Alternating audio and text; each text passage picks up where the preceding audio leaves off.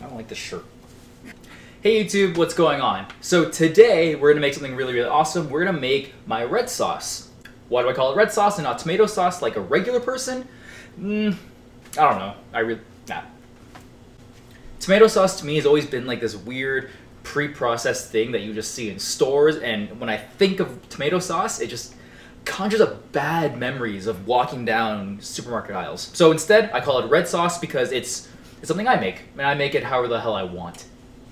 So, to start off, to make red sauce, you need tomatoes, and you need a ton of them. You need 2 pounds of tomatoes. But before I even start chopping them up and dicing them and everything, we need to make sure they're ready. We need to peel them. As you probably noticed, I have a pot of boiling water behind me, and this is going to be crucial in peeling my tomatoes. So here's a trick. So, with your paring knife, you're going to grab a tomato, and you are just going to put an X right in the bottom of it. Probably can't see that, but there is an X just like that at the bottom of it. And all you're going to do is just plunk it down into the boiling water. And I'm going to do this for all my tomatoes.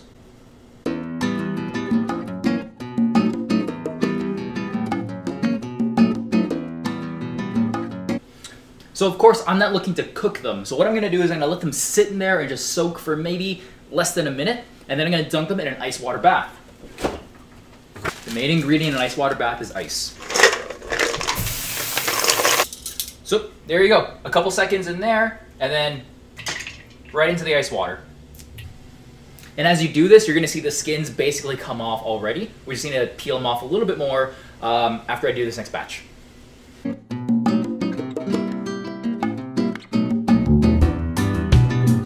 Okay, so now you have your tomatoes and they are shocked. So you just grab one and you should be able to just peel off the skin.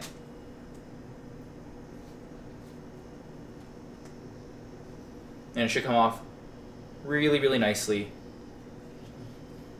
Just like that. Make sure you get as much skin off as you can. Otherwise your sauce is gonna have it in there and it's not good.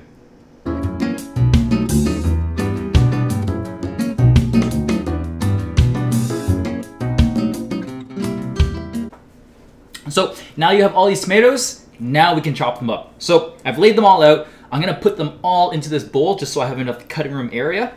And what you're looking for here is just getting them diced up kind of the same size so that when they cook, they all cook at the same time, nothing gets overdone.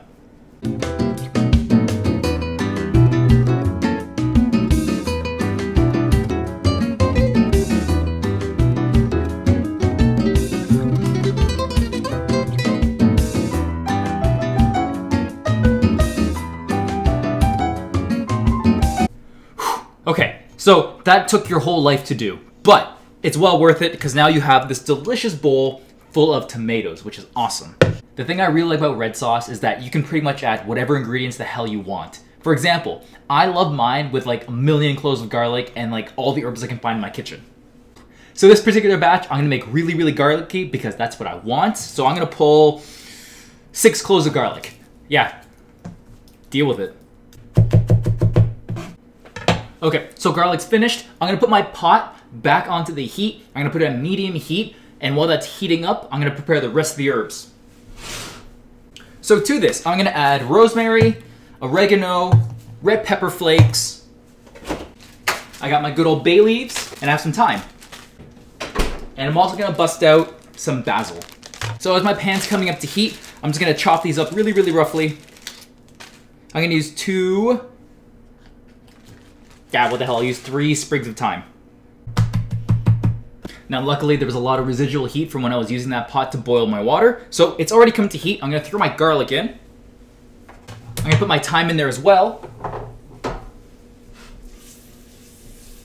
I'm also gonna add my other herbs. So oregano, oh I love oregano.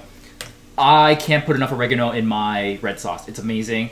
I would go with 2 teaspoons, start there, see how much you like it. I probably wouldn't go past a tablespoon because at that point it's like eating wood. Rosemary, I'm gonna give this one a little bit of a chop because the leaves of it are pretty big.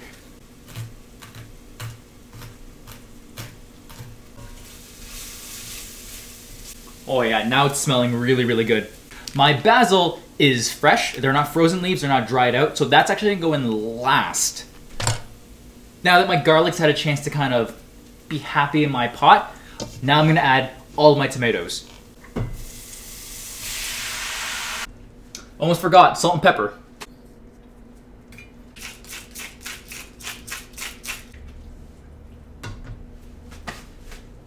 Five minutes.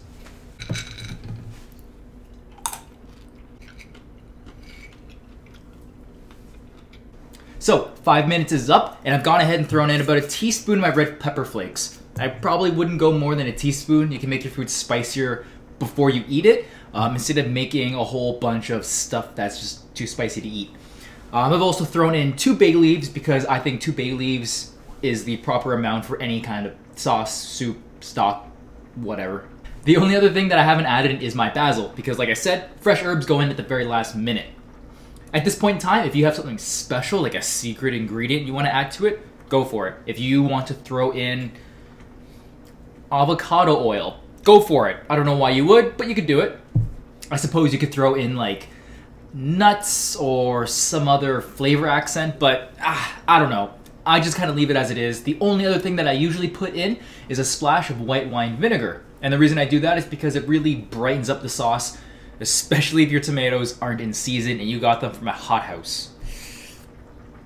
So I'm pretty much done. I'm gonna bring that pot to a boil, then I'm gonna bring it down to a simmer, and I'm gonna leave it there for about an hour, depending on how thick you want your sauce. You go an hour and a half, you got a really nice pizza sauce. Go for about an hour, you have a really good sauce if you plan on using it for something else. For example, if you're gonna make a bolognese sauce, 1 hour, that's what you want. But yeah, that's it. Just wait an hour, figure out something to do.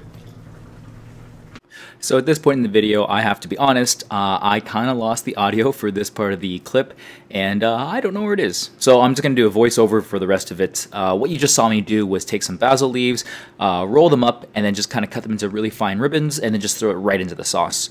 And then from there, just kind of give it a stir, and I give it a couple minutes just to kind of relax, let the flavors come out, 2 to 5 minutes.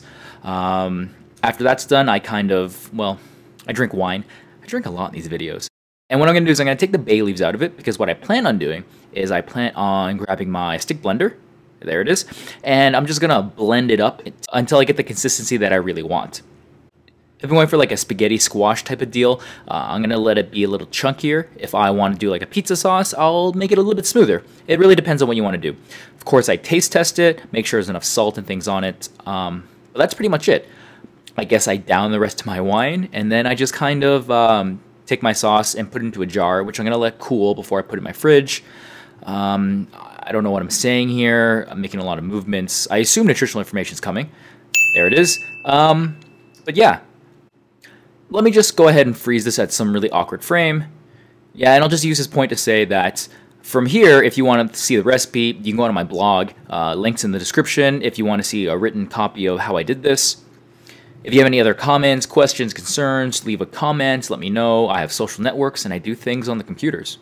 Anyways, that was my video. Hope you liked it. Let me know if there's anything else you want to see. Otherwise, I will catch you next time. Bye, YouTube.